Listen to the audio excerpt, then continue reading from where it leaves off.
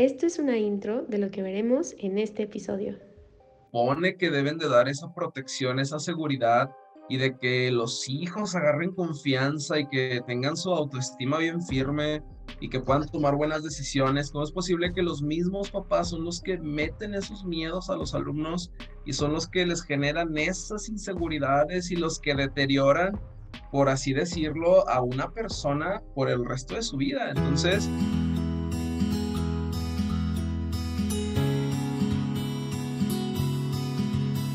Hola, hola, buenos días, planners. Hoy estamos con un invitado súper especial. Aquí tenemos a nuestro profesor Valentino.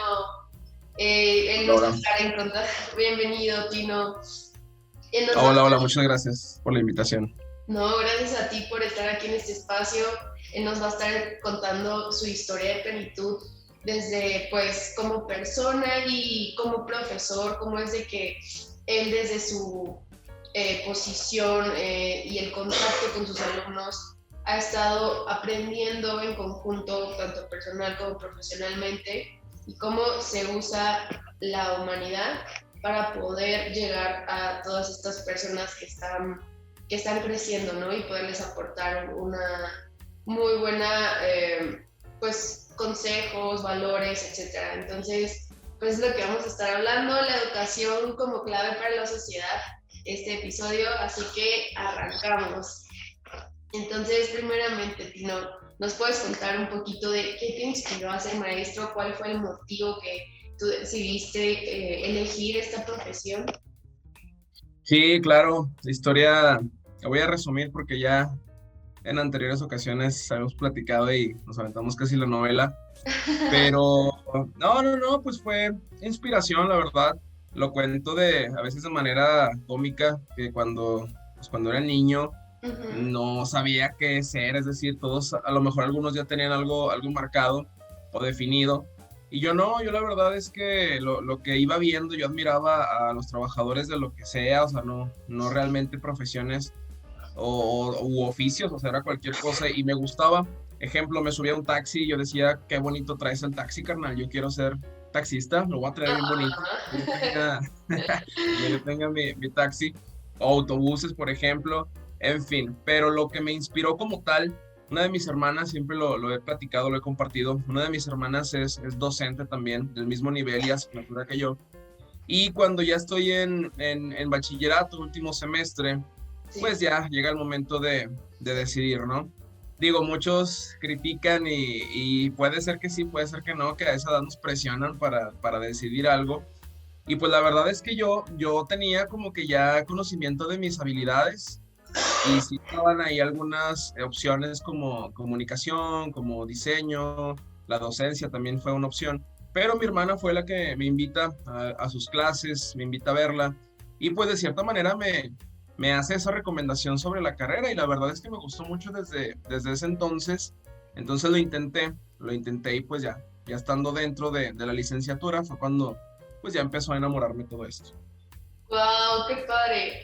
Me encanta la parte en la que dices que nos sentimos presionados cercano al momento, ¿no? Y esa parte se me hace interesante porque es cierto, o sea, todos, no sé, yo siento que estamos aún muy, pues, pequeños de edad, la verdad, o sea, estamos chiquitos cuando tenemos que tomar una decisión tan importante, ¿no? O sea, y no por el hecho de que nos tengamos que dedicar toda la vida a lo que elijamos, porque pues ahorita creo que ya estamos más abiertos a poder trazar nuestro propio camino, pero pues sí toda esa presión, la inversión de tiempo, la inversión y el esfuerzo de nuestros padres, pues es un gran reto, ¿no? Creo que es la primera decisión más grande que tenemos como seres humanos, elegir a qué nos vamos a dedicar, pues tenemos que 17, 16 años, 18, entonces, pues tú cómo viviste esa presión, o sea, pues, qué investigabas, escuchabas el consejo de tus padres, o ahí cómo fue tu experiencia. Fíjate que yo siento que mi papá, él es médico veterinario y yo siento que él esperaba que yo me dedicara a algo relacionado con la medicina o con la veterinaria. Digo, soy el menor de cinco hermanos y pues como que yo fui su esperanza de este si se va a dedicar a algo relacionado No, a esto. sí, Sí, sí, sí.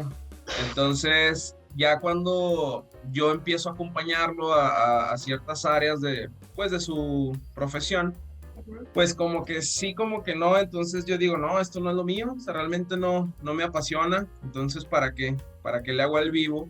Y es cuando decido platicarles mi intención, o sea, yo sí les compartí a mis papás, siempre estuvieron conmigo, siempre fue una familia tradicional o muy, pues sí, estaban papá, mamá, los hermanos, Sí. entonces al momento de que yo les comparto me apoyan, o sea, nunca me lo negaron, nunca se cerraron, simplemente pues me dijeron que cómo iba a ser un gasto, representaba un gasto, puesto que acá en la laguna, para este nivel que a mí me gusta, no hay todavía escuelas públicas, pues sí tenía que pagar una privada, una escuela normal superior privada. Ok. Entonces, pues sí, sí fue un sacrificio. Y también pues el momento en el que yo entro a estudiar, económicamente estábamos pues la verdad por los suelos, entonces fue doble esfuerzo porque fue dinero de mi bolsa por trabajos que yo hacía y además pues dinero de mis papás que yo sabía que representaban un gran sacrificio. Entonces me apoyaron, la verdad yo súper agradecido con eso Mm, y en la edad ahorita que lo comentas, la verdad es que sí fue muy difícil para mí porque yo por mi forma de ser, mi personalidad, mi estilo, tú me conoces en persona, pues soy sí. una persona extrovertida, soy una persona que te dice las cosas como son, con respeto, con mucho cuidado, pero pues me gusta ser muy abierto. Entonces llego a una escuela normal, regida completamente, como el nombre lo dice, por normas, en donde vengo de un bachillerato autónomo libre y de repente me sientan por número de lista siendo licenciatura, donde las reglas son totalmente rígidas, donde tienen un modelo ya muy obsoleto y pues para mí eso fue muy complicado. Inclusive lo he dicho abiertamente, el Ajá, haber estudiado la normal como tal, esa escuela, pues nunca ajá. me gustó.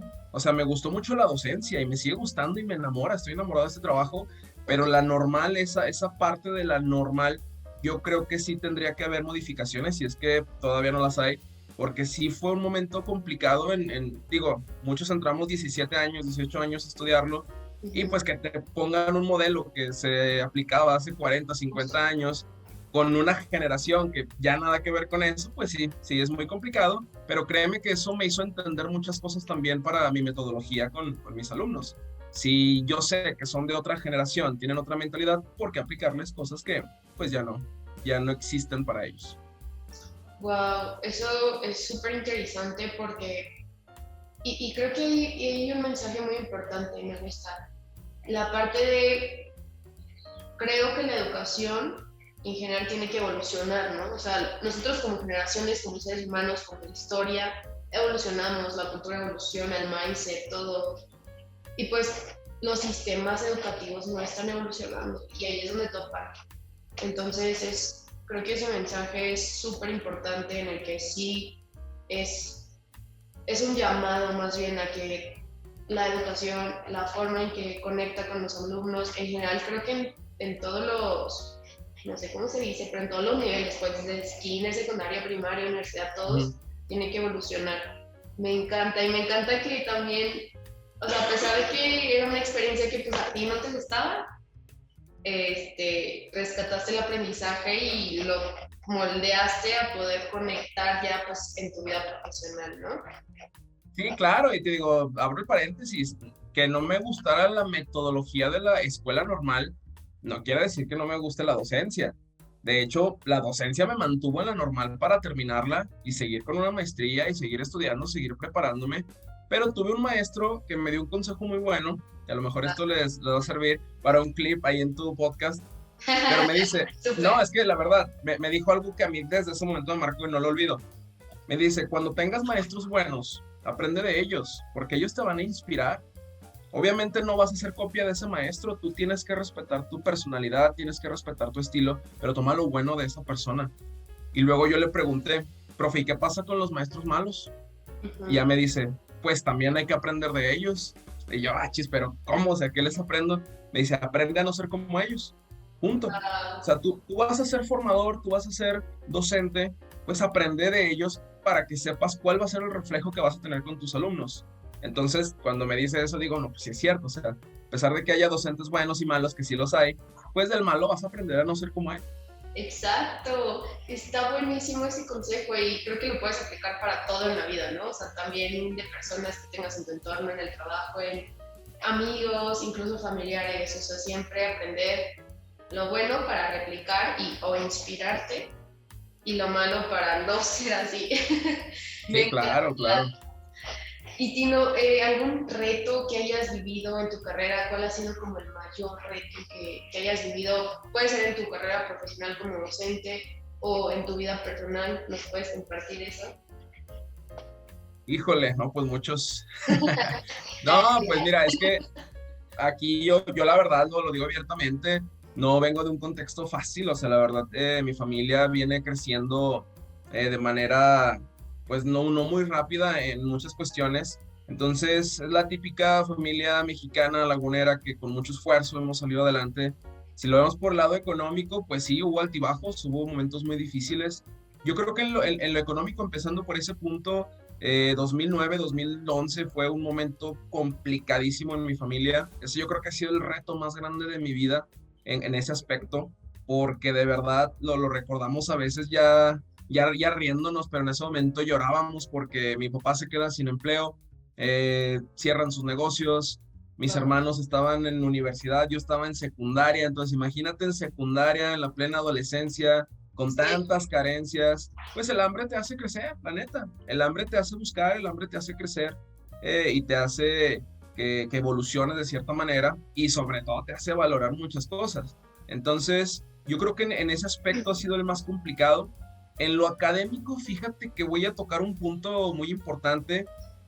Al estar como estudiante, a mí ahorita ya lo veo, antes probablemente no lo veía, pero era el hecho de que no sentía que los maestros fueran tan cercanos. Es decir, no sentía que nos dieran la atención. Siento que la mayoría de los docentes todavía están por vocación con B, como me dijo una maestra, es decir, vocación y no por vocación. ok. Sí, Órale. claro. No, no, no. Sí, Claudia me Landanzuri, si me alegra. estás escuchando, no, esa frase a mí me marcó porque es una Wow. psicóloga que nos dio clases en maestría y nos dice, ¿ustedes por qué están aquí? ¿Están por vocación o están por vocación? Oh, Oh, se quedaron todos azorados. Entonces, yo siento que la mayoría de los docentes en México, y también se puede tocar por los sueldos, se puede tocar por la falta de vocación, por las facilidades políticas. Yo creo que muchos no le prestan la atención al alumno. Entonces, como estudiante, yo creo que fue algo que me marcó que no se fijaran en cuál era el potencial de Valentino, en qué podía ser Valentino, en cuál era su estilo y como que sí hubo un momento en que anduve ahí vagando entre la educación secundaria, bachillerato, pero realmente como que no sentí que hubiera algo que destacar en mí. ujú. Entonces eso como que sí figuró un poquito pues para no reconocerme en ese momento en cuanto a las habilidades. Y ya como docente, híjole, pues sí hay un manjar de historias. En el pasado te conté algunas, pero créeme que ahora después de pandemia se abre una brecha enorme y sobre todo hay una carga emocional bárbara. Inclusive ayer tuvimos el famosísimo Consejo Técnico Escolar Ajá. y estuvo muy padre, fíjate, compartimos experiencias entre maestros de la misma asignatura, del mismo nivel. Yo soy de español, de secundaria, mi especialidad, Ajá. y estuvimos puros maestros, puros docentes de esa asignatura y me tocó un tema a mí exponerlo que me parece muy importante acerca de pues, la inseguridad de los estudiantes al hablar frente al público. Se Ok. acentuó enormemente con la pandemia. Entonces, algo que ahorita traigo muy presente y que todavía existe es el uso del cubreboca, pero como un escudo para la autoestima, no tanto por el COVID.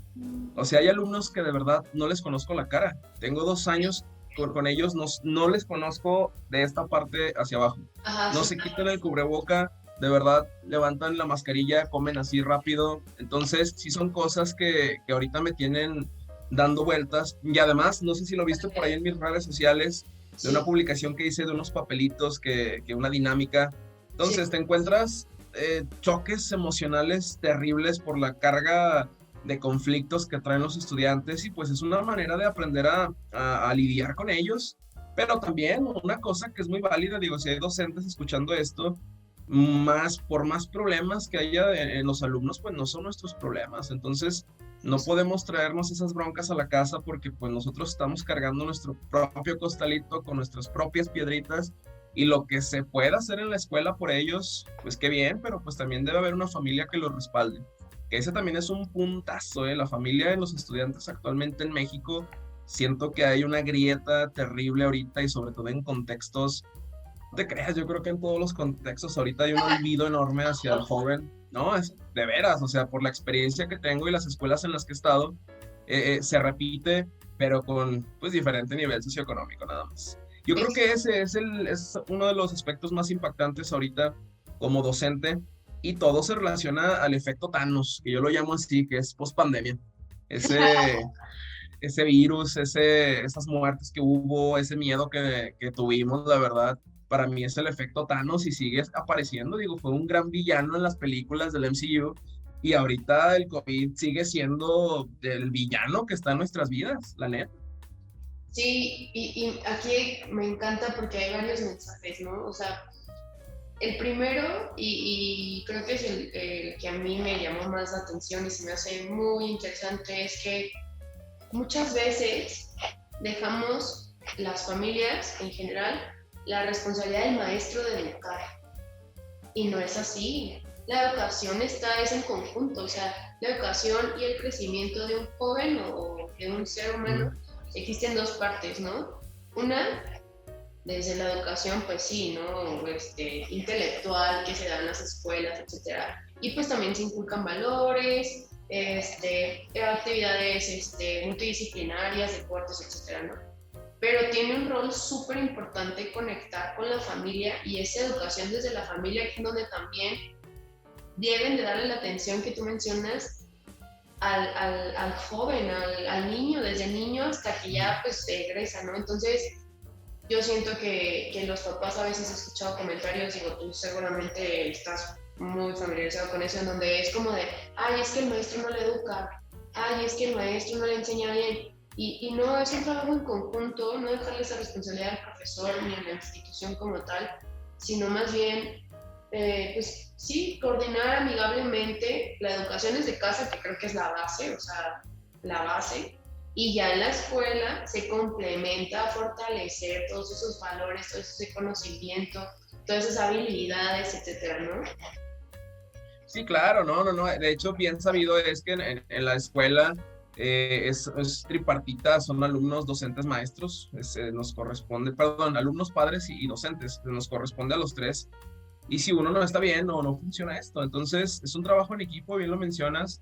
En cuanto a los valores en casa, en cuanto al acompañamiento, yo creo que tú y yo, siendo de la misma generación, de la misma camada del 92, si no me equivoco, pues sí, claro. Tuvimos al menos llegando a casa, no sé tú, yo sí tuve a mi mamá en la casa, y si trabajaban mis papás en el negocio, pues yo iba al negocio con mi mamá y estaba con ella, pero nunca me dejaron solo o completamente solo. Entonces estamos ahorita presenciando una generación de adolescentes, de niños que llegan a casa y ¿quién está? ¿Quién los acompaña? ¿Quién les pregunta? ¿Quién los recibe? ¿Con quién platican? Entonces es una generación que en cuanto a... Sí, claro, están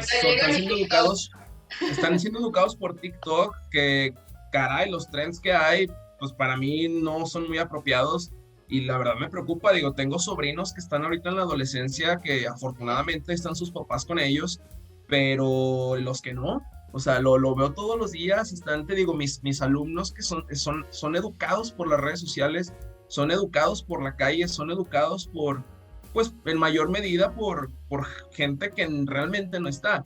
Entonces, eso pega mucho en la escuela, porque al no tener ni siquiera una autoridad o una guía de los valores básicos que se deben de tener, pues ¿cómo llegas a la escuela? ¿Cómo respetas a un docente si ni siquiera tienes a la figura paterna, materna en casa para respetar?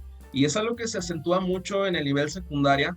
Me lo dijo también una maestra en su momento cuando estudié la maestría, de que por qué es importante, porque ella nos preguntó de qué nivel dábamos clase, y yo le respondí orgullosamente que secundaria, porque la verdad, te digo, está tan atropellado nuestro trabajo que decir soy maestro de secundaria para muchos es no, mejor no digo porque me da pena, no digo porque, pues no me gusta mi trabajo, entonces prefiero no decir. No, yo sí le dije orgullosamente, y ella se queda así como que puso una cara de asombro, y todos así se quedaron viéndome como que, ay, a ver cómo reacciona, porque ya saben cómo soy. Y yo le pregunto, ¿qué pasa, maestra? ¿Por qué la cara? Me dice, mis respetos. Digo, ¿pero por Sí. qué? Es que secundaria, yo no me atrevería a dar clases en secundaria. Y luego, ¿por qué? Ujú. Porque es dificilísimo, Valentino, es que los alumnos, es que esto. Sí. Le digo, maestra, a mí no se me hace difícil. Le digo, Mm. al contrario, yo lo disfruto mucho. Y luego me dice, no, pero es que sí lo entiendo. Esa maestra es toda una profesional, ¿eh? Me dice, yo sí lo entiendo porque es tu estilo de enseñanza y es tu estilo como persona. Entonces tu personalidad ayuda mucho a que tú hagas tu trabajo bien. Digo, sin ser presuntuoso, ¿verdad? No, no, Pero ella no. me hace esos comentarios y la verdad, te lo digo, al poder a lo mejor relacionarme un poquito más dentro del aula con los educandos, pues sí me permite conocer las carencias, me permite conocer muchas cosas. Y te digo, algo que ahorita está muy marcado es eso, la falta de valores, la falta de una guía por parte de los padres en casa y pues si no hay eso, ¿cómo va a haber una formación académica? Va a ser muy difícil que lo haya. Sí, justo, o sea, a mí también se me hace que el nivel de secundaria, o sea, enseñar o más bien convivir con los jóvenes de secundaria que van de los 12 a los 15 años, ¿no? Más o menos.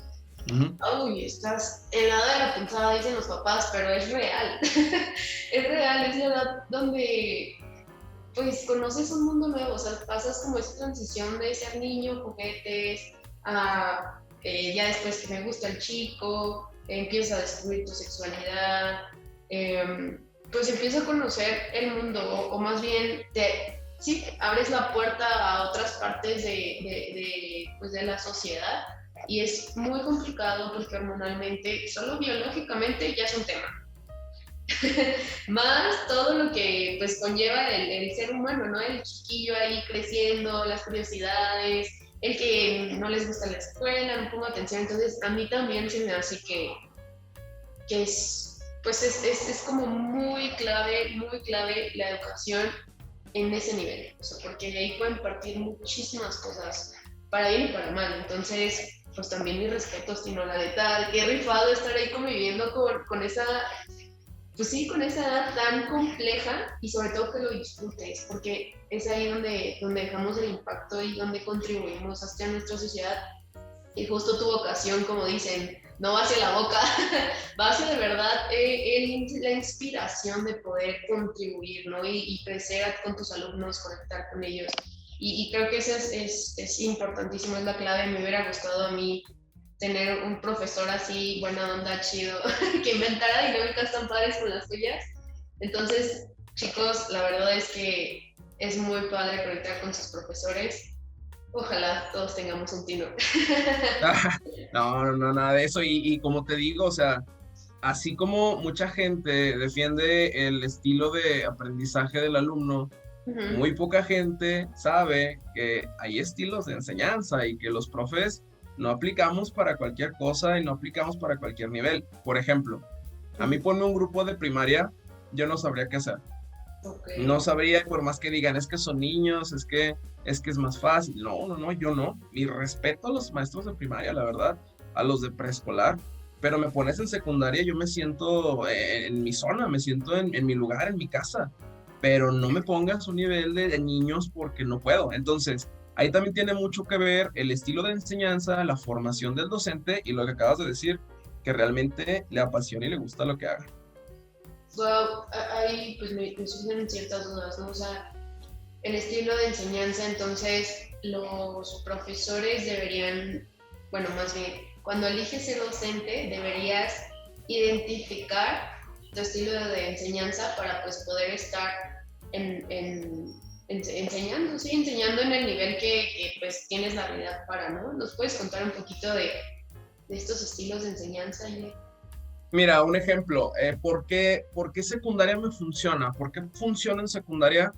Por Okay. mi carácter. Tengo un carácter a lo mejor un poquito fuerte, pero sé manejar ese carácter, soy muy consciente de mis emociones, digo, todo esto lo he aprendido con los años, con muchísimos errores, tropiezos y me he reivindicado. Sin Uh-huh. embargo, ¿qué pasa con secundaria? Porque funciona por el carácter, por que soy también, a lo mejor, no lo quiero tocar así, pero soy un hombre quieras o no, la figura de un papá psicológicamente hablando a esa edad es impactante porque es ese que te frena, ese que te guía, ese que es el ejemplo.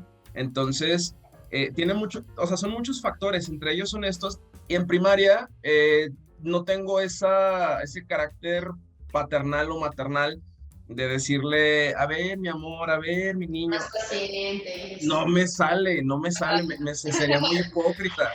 Entonces, a eso me refiero primero con cómo tratar al alumno, con los estilos. Si yo no soy de juego, si yo no soy de vamos a hacer una actividad lúdica y dinámica, no lo puedo hacer, no me funciona a mí.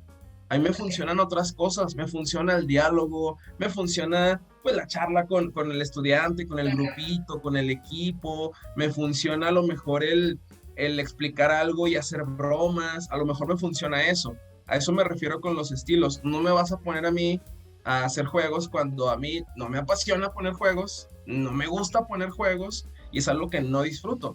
Entonces tiene mucho que ver con cuál es la personalidad del docente y ya con base en su formación, pues ahí se define el estilo. A eso me refiero.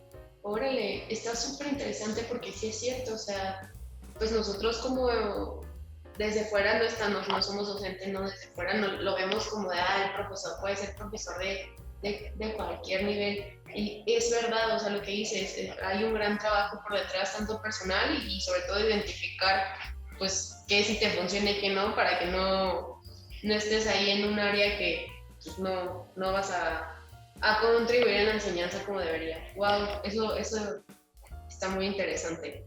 ¿Y por qué elegiste ser maestro de secu? ¿Por qué dijiste, aquí me quedo? ¿Por qué no prepa, uni? No, fíjate, de hecho, mi papel, mi carrera, mi título, por así decirlo, abarca secundaria, bachillerato, licenciatura, maestría y ya teniendo mi doctorado, espero que doctorado, ¿verdad? Pero ahorita abarco esos niveles. Realmente te platico de mi currículum. Sí he dado clases en bachillerato, sí he dado clases en licenciatura aquí en Ibero Torreón y me ha gustado mucho. Ahorita no se han presentado oportunidades por cuestiones de horario, desafortunadamente no es tan libre como para ponerme en un nivel. Me gustaría, claro que me gustaría, de hecho uno de mis objetivos es ser formador de docentes. Sí me gustaría estar en una normal, en una escuela que tenga licenciaturas en educación, pero el nivel secundaria como tal, pues fueron estos dos factores. Uno, la invitación de mi hermana, ella es de secundaria, me gustó mucho el ambiente, me gustó mucho cómo ella daba sus clases, y digo daba porque ya ahorita ella es subdirectora, y en cuestión del nivel, porque no tengo la afinidad con el nivel primaria, entonces yo dije, no, yo prefiero ya que están un poquito más grandes, ya que sean adolescentes, en donde yo creo que puedo encajar mejor con ellos, y es por eso, son esos dos motivos. Súper, me encanta. Y bueno, vamos a hablar un poquito de justo tu trayectoria profesional. Sabemos que recientemente estudiaste tu maestría. Cuéntanos por qué consideras importante seguirte aprendiendo, seguir educándote y cómo esto ha contribuido a tus clases. Pues primero es actualizarme. Como en todas las carreras, hay mucho de medicina, nunca es un día que estoy de muchos años, pues no. Es en todas las carreras, estar listo, tienes que seguir preparándote. La verdad, la pasión fue esa, actualizarme en mi área. Y muchos, no, ya con eso vas a ganar más, ¿no? Realmente en el sistema público no es como que haya un sueldo extra, de hecho no hay nada que yo sepa. Fue simplemente gusto, fue simplemente el seguir actualizándome. Y pues sí es importante, la verdad, que todos estemos preparándonos constantemente, no estancarnos, porque si no, vamos a seguir educando como hace 40 años y pues, Nel, ya no sirve. Súper. Y bueno, Tino, ¿nos puedes contar alguna historia impactante de alguno de tus alumnos? Obviamente, pues anónimo, no por temas de confidencialidad, pero alguna historia que a ti te haya dicho, wow, espera tantito, no sé cómo actuar, o que te haya puesto en una posición ahí, pues, compleja o impactante. Híjole, es que cada vez crecen más esas historias. No, pues es que hay muchas, ya te lo había compartido antes, digo, Sí. abusos, golpes, maltrato verbal, físico, o sea, está muy difícil y te lo comento, es en todos los niveles, clases sociales. Afortunadamente traigo una experiencia en muchos niveles, en muchos tipos de escuela en diferentes ciudades y pues eso ha ayudado mucho a entender muchas cosas y las necesidades de ellos sobre todo. No sé, la más reciente fue hace poco en una actividad en donde me expresaron ellos sus sombras, sus miedos para hablar frente al público y una de ellas, una alumna que prácticamente dijo que su mamá le ha dicho constantemente que se arrepiente de no haberla abortado. O sea, es que todavía se me hace un nudo. Sí, Ahí es sí. donde, ¿y por qué es tan impactante? Porque dentro de todos esos papelitos que me entregan y de lo que me entero, surge la conversación entre mis hermanos, mis hermanas, bueno, mis hermanos en general los quiero mucho, mis dos hermanas, mujeres, una es psicóloga y la otra te digo, es maestra, las dos están en el mundo de la educación también, y pues llegamos a la conclusión de que cómo es posible que siendo los papás los que se supone que deben de dar esa protección, esa seguridad y de que los hijos agarren confianza y que tengan su autoestima bien firme y que puedan tomar buenas decisiones, cómo es posible que los mismos papás son los que meten esos miedos a los alumnos y son los que les generan esas inseguridades y los que deterioran, por así decirlo, a una persona por el resto de su vida. Entonces, son personas rotas, Nade, la verdad, son personas rotas que sus mismos padres los rompieron y pues esas son te digo, las cosas que traigo ahorita más recientes. Ha habido otras, obviamente, en donde una alumna vivía en un cuartito con como 12 personas, no sé cuántas, pura familia, en las paredes de ese cuarto eran de botellas, o sea, ni siquiera eran de material, de concreto o algo. Y pues obviamente la niña presenció de todo tipo de cosas, abusos, incesto, golpes, no, imagínate lo que traen en la cabeza para llegar a la escuela, pues cómo se van a concentrar en el verbo to be, cómo se van a concentrar en las esdrújulas y traen ahí un montón de Sí. cosas y su brújula bien desorientada, la verdad. Oh, Entonces, pues sí son ese tipo de cosas, otros de drogadicción, violencia con armas también, que ya empiezan en el mundo pues de las armas, de ese tipo de cosas. mm. Y pues nada, no, la verdad haríamos un podcast nada más hablando de esto, pero Sí, ahorita que estabas totalmente. hablando, se me imaginaban un buen de preguntas y justo, o sea, creo que ahí vienen muchísimos temas, ¿no? Sí, Pero podemos abrir, te digo, un podcast, historias de escuela, así nomás, y te yo creo aseguro. que sí lo vamos, en otro episodio lo vamos a hablar para, o sea, creo que son muchos temas muy impactantes. Y bueno, ahorita uno que a mí me llama la atención respecto a ti, ¿no? O sea, cómo tú, o sea, pues tienes que escuchar, ¿no? O sea, a fuerzas tienes que escuchar estas historias, a fuerzas de alguna u otra manera te enteras. Y está súper bien porque pues te sensibiliza, ¿no? A ti a entender al alumno justo como dices, o sea, ¿cómo le voy a enseñar el verb to be si está con todos estos problemas? Y eso está súper padre porque haces esa conexión con el alumno y lo entiendes, ¿no? Pero tú como persona, ¿cómo balanceas que estas historias con carga emocional no te impacten en tu vida pues personal, ¿no? O sea, que no te dejen angustiado, que no te dejen pensativo todo el día, porque pues al final, como dices, o sea, al inicio me gustó mucho que dijiste, son piedritas de otro costal y pues no las puedo estar cargando yo. ¿Cómo es que tú equilibras este aspecto en ti? Pues mira, para empezar, la escuela para mí es el Teatro Isauro Martínez, aquí en Torreón, el precioso teatro. Es el segundo más bonito del país, antes que Sí, vayan, después de Bellas Artes y sí es hermoso. Así que vayan, precioso, contarán Torreón, pero sí está muy bonito. sí, está muy bonito, la verdad, me gusta mucho y bueno, no me voy a desviar, pero Y no otro para mí, podcast de Torreón porque te conozco, Tino, para sí, tú la cosas de Torreón. sí.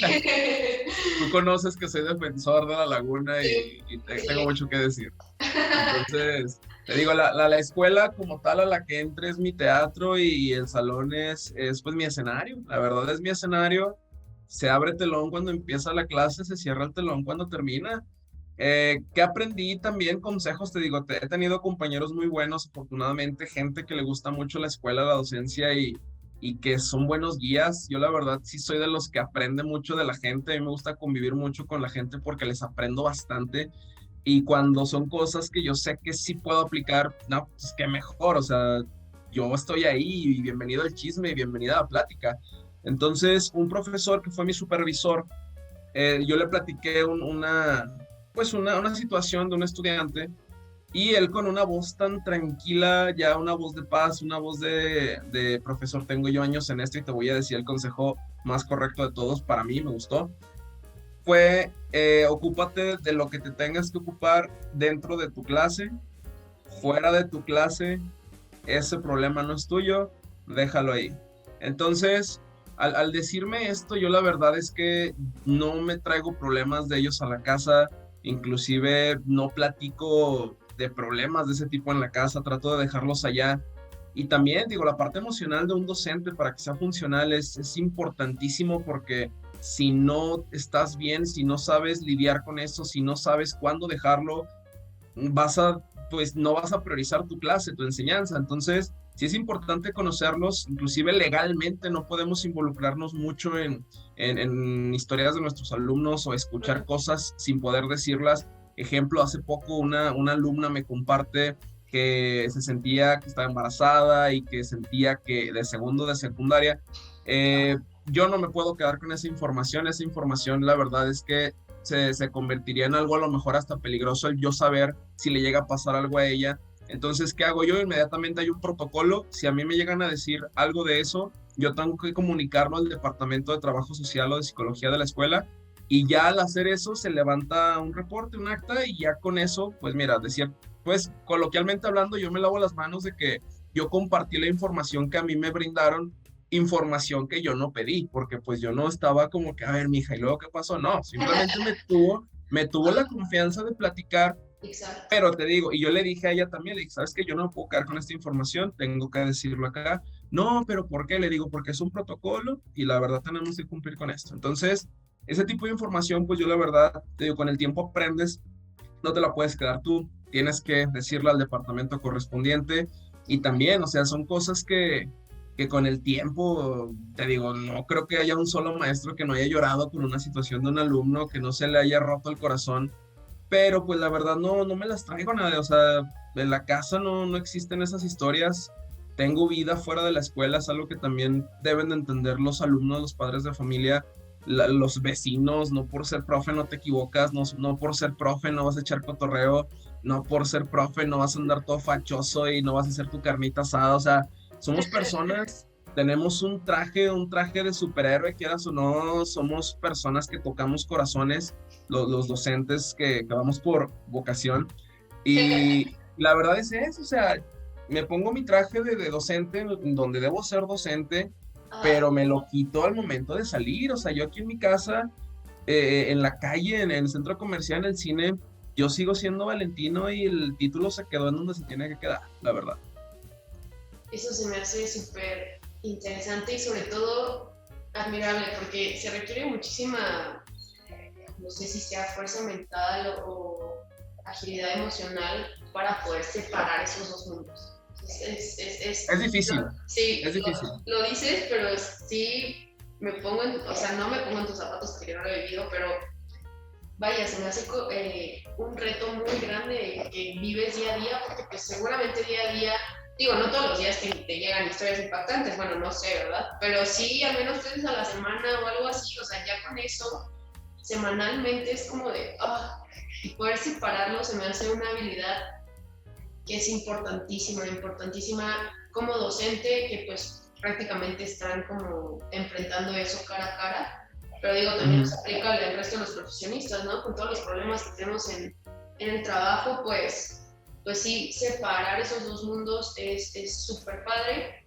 Y me gusta cómo, pues hablas de ti como un ser humano, ¿no? Y creo que desde ahí empieza cómo conectas también con tus alumnos, cómo conectas también con otros profesores, cómo conectas en general, de que pues te ves a ti mismo como un ser humano y ves a los demás como seres humanos y a veces eso se nos olvida, o sea, también ellos tienen sus historias, también tú tienes tu historia tus errores, tus domingos de Marvel, o sea, entonces todo eso es súper interesante y pues me gusta mucho, ¿no? Ese creo que es un buen consejo que lo platiques aquí. Entonces, para aplicarlo, ¿no? Como el separar las versiones que tenemos, un Tino como docente y un Tino en casa, haciendo su carnita asada. Sí, qué chulada. Hoy toca. Ah, cierto, está excelente. Sí, Otro punto que se me hizo muy interesante que hablabas hace rato, porque cuando hablamos de historias es bastante tema, como decías, pero creo que esto es rescatable de poder comentarlo aquí. El padre, ¿no? O sea, cómo los padres impactan en la vida de sus hijos, ¿no? O sea, como una simple palabra, digo, ahorita las que mencionabas eran palabras muy fuertes, pero hay veces que los papás usan bromas pesadas, incluso yo creo que hay papás que hacen bullying sin querer, ¿no? Y esa parte está súper compleja, porque al final los papás replican lo que vivieron también. O sea, están ahí siendo más bien, o sea, como que, ay, me equivoqué, chin, la tuve, no la tuve, etcétera. Siguen siendo seres humanos también, pero se me hace muy importante ser responsables. O sea, ser papá, tú decidiste ser papá, independientemente de la situación, la circunstancia de por qué fuiste papá, porque hay temas muy delicados ahí, ¿no? Relaciones, etcétera. Pero al final es una decisión y creo que todos debemos de tener mucha conciencia para esa responsabilidad, porque es otro ser humano, es otro ser. Fíjate que a mí se me hace muy complicado, se me hace muy complicado hablar de paternidad porque no soy papá. Sí. Lo veo con mis hermanos que son papás, lo veo con familiares, con los papás de mis alumnos. Es algo que yo siempre aclaro y puntualizo. Yo no me voy a meter jamás en la manera de educar a tus hijos. Es decir, yo no te voy a decir que no hagan esto, yo no te voy a decir que no destruyan, yo no te voy a decir que sí lo hagan. Eso es lo que tú le estás fomentando, lo que tú le estás enseñando. Entonces, yo no puedo llegar a corregir metodologías que no me pertenecen. La verdad, y qué bueno que tocas ese punto, la paternidad, la maternidad, me parecen un tema de muchísimo respeto, porque no sé, o sea, realmente es algo que no sabes hasta que lo vives, al menos esa es mi postura, no sabes hasta que lo vives, son experiencias completamente distintas que mucha gente a lo mejor también romantiza tanto lo que pasa en las telenovelas, en el cine, en la serie, que lo quieren replicar cuando pues tu hijo no es así, tu hijo no es no tiene ese tipo de habilidades y no quieras hacer que tu hijo haga algo que no va a poder hacer jamás. Entonces, yo por eso digo, hablando de paternidad y maternidad, a mí me parece un tema de muchísimo respeto. Una de mis hermanas lo dice muy padre y es que la maternidad o la paternidad tiene que ser deseada. O sea, si no existe el deseo por ser papá o ser mamá, yo creo, y mi opinión, yo creo que pues no debería hacerlo. Sin embargo, ¿cuánta gente ignora, porque te digo, muchos ignoramos bastantes cosas, cuánta gente ignora el hecho de conocer esta decisión? Es decir, muchos lo hacen porque es un patrón, a lo mejor, porque tienes que ser papá, porque tienes que ser mamá, porque te ganó en su momento la calentura y no te cuidaste y pues bueno, la decisión ya está y pues vamos a ver cómo le hacemos. O sea, hay muchos factores. Yo creo que hablar de los papás sí está muy complicado porque cada quien está viviendo su lucha, su guerra, cada persona es algo que ha aprendido, traemos nuestros demonios, nuestras sombras, nuestras luces. Entonces, ahí sí no sabría qué opinar al respecto en cuanto a la formación desde la casa. Sí, es un tema bien complejo, pero justo como dice tu hermano, o sea, tiene que ser deseado. Justo por toda la labor que involucra ser papá. Fíjate que ahorita que tocas eso, Nade, hay una situación con decir que los hijos son una bendición. Yo respeto mucho ideologías, religiones y demás, pero yo trato también cuando se toca ese tema en las escuelas de decirles, mi niña, no es una bendición, es una responsabilidad enorme. O sea, dejemos de romantizar que ser papá nada más por serlo ya es una bendición, al menos eso yo creo. Sí puede ser una bendición siempre y cuando la bendición venga acompañada de responsabilidad y estabilidad en muchos sentidos. Exacto. Pero bueno, esa es muy mi opinión. Ese es otro podcast que vamos a tener un debate. Cosas de papás. Sí, cosas de papás para los oyentes. Oye, Tino, y cambiando un poquito, dando un giro a la plática, se ha escuchado muchas veces que los maestros no ganan bien. Desde tu experiencia o tú que pues, has vivido esto, ¿qué nos podrías comentar al respecto? ¿Es un mito? ¿Es un tabú? ¿O si es la realidad? Ay, ese tema, pues sí es cierto y no es cierto. Depende de quién lo esté viviendo igual. Mira, aquí de manera muy simple, los docentes de preescolar y los docentes de primaria, hablando del sector público, ellos trabajan por jornadas de 6 horas, creo, 7 horas. Los docentes de secundaria pública, bachillerato público, en adelante, los que estamos frente a grupo ganamos por hora. Entonces, no es el mismo sueldo. O sea, por ejemplo, si un docente de secundaria tiene 10 horas, va a ganar mucho más el de primaria que ese docente de secundaria, porque el sueldo equivale aproximadamente a una jornada de primaria como a 20 horas de secundaria. Entonces, un maestro que trabaja 40 horas en secundaria puede decirse que gana lo doble que un maestro de primaria y trabajan casi el mismo tiempo. Entonces, digamos que en cuestión de horas, si pago es superior el sueldo de secundaria y de bachillerato, es muy superior al de primaria y preescolar, pero contando las horas que debieran ser, ¿no?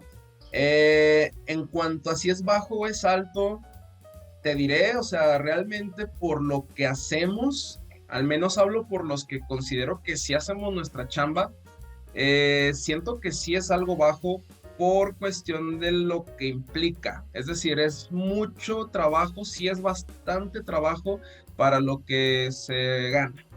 Pero si lo pones en un plano de los gastos que tienes que hacer, del cómo vas a vivir, yo siento que ahí depende mucho de si el docente tiene hijos, de si el docente tiene otras prioridades de gastos, de cómo anda en educación financiera, de cómo administra sus gastos, su sueldo. Entonces, yo creo que también ahí depende mucho de eso. Es decir, yo sé, por ejemplo, que no puedo mantener con mi sueldo un BMW 2023. O sea, soy súper consciente de que con este sueldo no, pero puedo tener un carro diferente y bonito, pero que se adapte a mi economía. Igual, yo sé que no puedo vivir en la zona más lujosa y residencial de la Laguna, pero pues mira, tengo mi casita en una zona que yo quería y que sé que puedo pagar. Entonces yo creo que también tiene mucho que ver eso, la conciencia, la planificación. Si hay hijos y si hay gastos superiores, yo creo que sí sería un poquito limitado el sueldo y por eso muchos docentes tienen que buscar un ingreso extra. Y hay quienes también lo tenemos, o ingresos extras, digo, yo también hago otras cosillas, pero no necesariamente es por, ay, no me alcanza, no puedo, simplemente pues a veces me quiero dar mi lujito de un viajecito, jueguito para el play o cosas así, ¿no? Entonces, sí, porque también soy ser humano. Entonces, pues sí, yo creo que nada más por ahí, Nade, en lo personal, yo creo que un sueldo de preescolar y de primaria sí es bajo. O sea, yo creo que sí es bajo por lo que se hace y por cómo eres responsable de los seres humanos que mañana van a estar a cargo de muchas cosas. Y en cuanto a secundaria y bachillerato, yo siento que sí debería modificarse algo porque realmente tengo compañeros que tienen años, son décadas con 10 horas, 12 horas, no pueden avanzar y han tenido un sueldo de verdad muy bajo durante muchísimo tiempo y pues realmente no puede haber crecimiento. Yo soy de la idea de que tal vez el dinero no te da la felicidad absoluta, pero te da una estabilidad bárbara para hacer muchas cosas. Y empezando por los servicios, la salud, el estar económicamente estable te abre muchas puertas. Entonces, un docente preocupado porque no haya comida en el refri, un docente preocupado porque ya debe 2 meses de luz, de agua, un docente preocupado porque trae los mismos zapatos desde hace 2 ciclos escolares, pues cómo diantres va a llegar motivado a la escuela. Eso es muy complicado. Entonces yo creo que sí debe haber un incremento en los salarios. Yo sí estoy a favor de eso por la responsabilidad que implica y precisamente por eso es parte de la motivación. Y si nos vamos a los sueldos en México, en zonas, por ejemplo, como La Laguna, pues los sueldos sí son muy bajos. Realmente no aspiramos a mucho, al menos en muchas áreas, y estamos muy limitados. Y la brecha, la verdad, sí es muy, muy marcada, la brecha económica entre una persona que a lo mejor se dedica a la ganadería, que tiene sus empresas, a una persona que es godín, a una persona que está en la oficina. Híjole, lo ves, digo, a kilómetros la diferencia del salario que puede percibir. Entonces, en cuestión de los maestros, sí soy pro aumento, pero con argumentos. Te digo, no es nada más porque dame más y quiero trabajar menos, no, simplemente dame lo que merezco y se acabó. Justo porque creo que la docencia como tal es una profesión que no solo está en el aula, ¿no? O sea, igual preparan su clase, pues hay que calificar tareas, justo el tema de la parte de conectar con el alumno. Entonces, creo que en México al menos, o sea, podemos hablar de pues, el país donde vivimos, ¿no?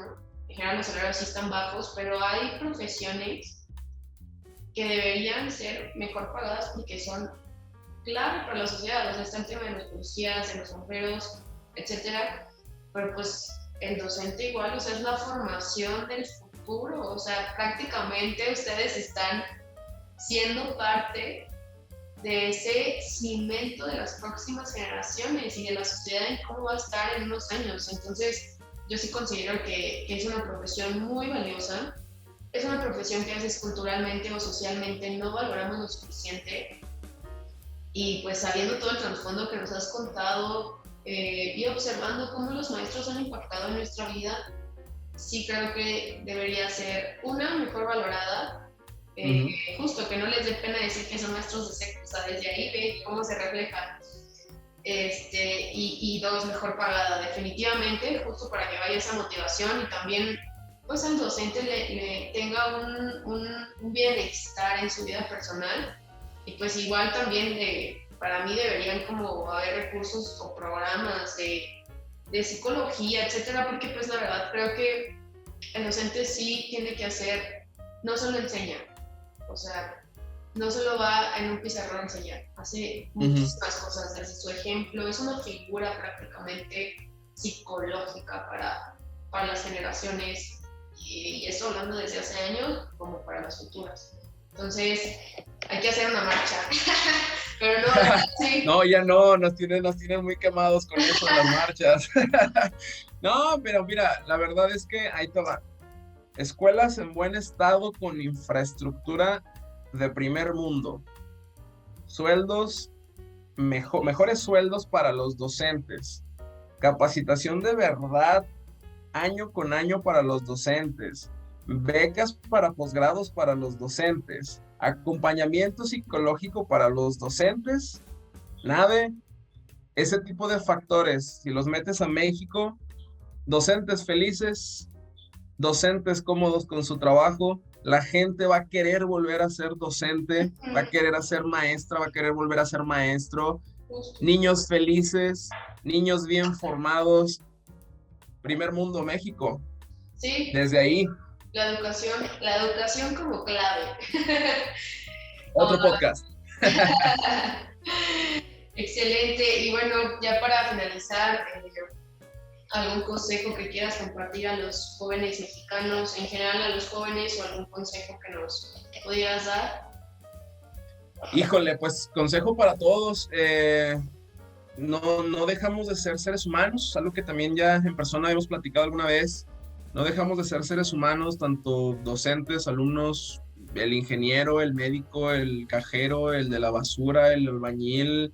Somos seres humanos, merecemos un respeto y también merecemos aprender del error. Nos equivocamos muchas veces, pero pues no por equivocarnos una vez significa que no podemos reivindicarnos. Entonces, esto es de aprender siempre, no tener miedo al error, no tener miedo a equivocarse, siendo conscientes de que pues no dañas a alguien más, ¿verdad? Pero sí es muy importante el saber levantarse y no olvidar la parte de los educandos, de nuestros discentes, esa parte que nos corresponde a muchos, no nada más a los profesores, papás, ojo con los estudiantes, alumnos, despegarlos un poquito de la fantasía que se vive en las redes sociales, porque ahorita está mucho el speech de no estudies, no sirve para nada la escuela, de no, es que mira, vas a generar más si te metes a esta página azul, a esta página naranja, a esta página roja.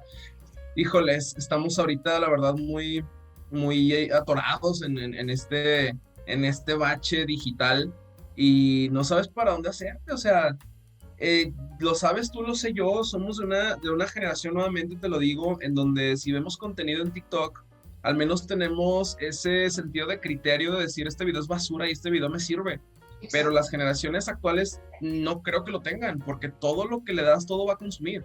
Entonces, eso es muy, muy importante por, te digo, el acompañamiento, los valores y demás. Y pues siendo muy, pues en resumidas cuentas, no dejar a los niños solos, la verdad hay que acompañarlos en la infancia, en la adolescencia, hay que estar con ellos, escucharlos, darles esa seguridad para que puedan ser adultos funcionales y sin tantos miedos, que la verdad, ¿cuántos de nosotros no estuvimos con mucho miedo de muchas cosas hasta que entendimos a lo mejor situaciones que nunca nos explicaron?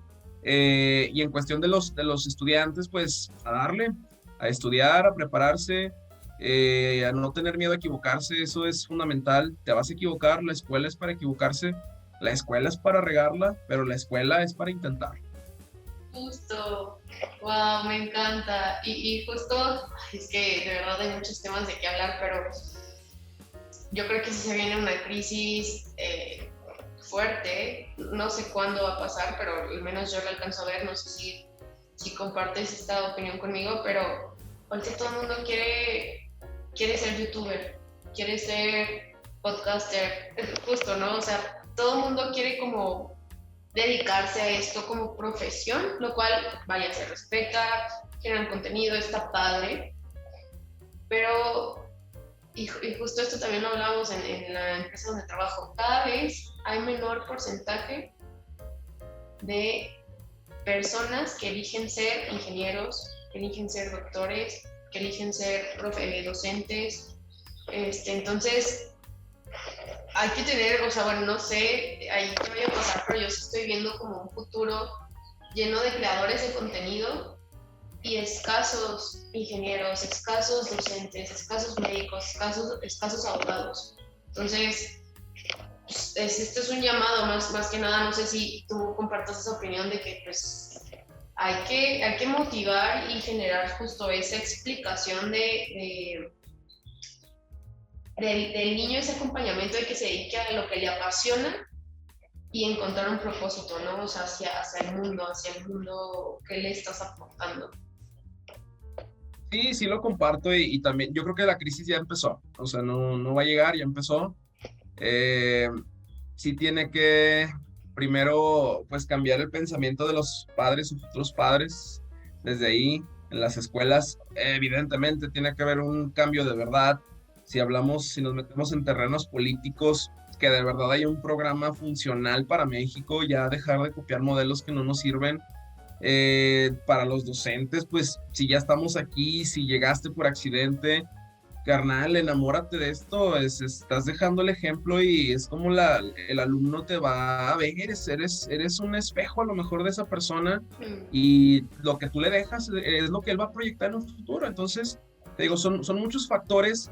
Y lo de lo digital, lo que mencionas ahorita de estar en el podcast, de estar en el streaming, de estar en YouTube, se va a dar, va a llegar ese punto en el que la gente prefiera estar ahí. Y así como va a llegar, yo creo, no sé, ojalá pudiera ver el futuro, pero yo creo que así como se va a llenar de streamers, se va a llenar de youtubers, se va a llenar de tiktokers, va a llegar el punto en el que pues eso ya no va a ser rentable, van a regresar las profesiones porque vas a necesitar un médico, vas a necesitar un docente, vas a necesitar el arquitecto, vas a necesitar el ingeniero. Entonces va a llegar el punto en el que también, ok, ya hay demasiado aquí en YouTube, ya hay demasiado en Twitch, ya vamos a regresar a lo que realmente funciona. Ya nos dimos este desahogo temporal, pues regresemos a lo que realmente nos va a ayudar a la sociedad. Sí, sí, claro. Exacto, justo, y bueno, para ti, ¿qué es plenitud? Hablando del podcast. Para ti, ¿no? Pues, ¿Qué es plenitud? hablando del podcast y relacionándolo con el podcast, pues plenitud es esto, es expresar abiertamente lo que nos apasiona y estar bien con nosotros para poder llegar a muchas personas a través de un mensaje. Sin meterme a la Real Academia de la Lengua Española, relacionándolo con el podcast, esto es plenitud. ¿Y para ti eso es plenitud? Para mí eso es plenitud. Qué padre, Tino, me encanta. Pues bueno, ya porque si no nos vamos a seguir con todos los temas que dijimos que íbamos a hacer otro episodio, pero muchísimas gracias por todo el aprendizaje y todas las historias que nos has compartido. Estoy segura que nos van a ayudar esos tips, esa concientización de la educación y pues empatizar, ¿no?, con los jóvenes. Me parece súper padre cómo platicamos todos estos temas y pues muchísimas gracias por el espacio, Tino. No, gracias a ti y aclarar que también mucho de esto es mi experiencia, no quiero decir que tengo la razón absoluta por si hay algún docente que a lo mejor no comparte o vivió cosas diferentes. Es mi experiencia, muchas cosas son las que vi, las que me equivoqué, las que modifiqué y es esto lo mío, la verdad, no estoy diciendo que mi verdad es la única verdad, hay muchas. Entonces, pues no, gracias a ti y pues tú eres mi voz, ojalá que llegue a muchos y que se inspiren para meterse al mundo de la docencia también, que es muy bonito. Estoy segura que sí. Muchas gracias, Tino. Y pues bueno, eso es todo por hoy, planners. Nos vemos en la próxima J2911. Hasta la próxima. Sayonara.